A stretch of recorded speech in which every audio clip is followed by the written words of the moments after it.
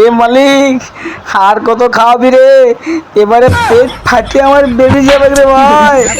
আসলে মালিক আমাকে বেদম ভালোবাসে, বেদম। কাল রাতে আমি না খাইয়ে শুয়ে দিয়েছিলাম, মালিকের মনে আঘাত লাগিয়েছে।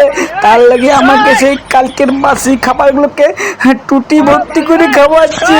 হ্যাঁ এ মালিক, লোককে আমাকে দেখলে বলবে আমি 9 মাসের পুয়াতি।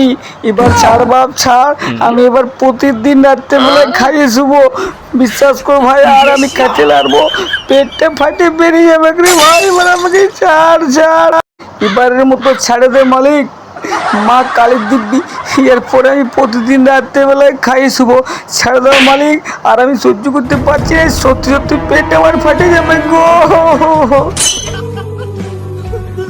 ভিডিও ভালো লাগলে অবশ্যই ফলো করবে।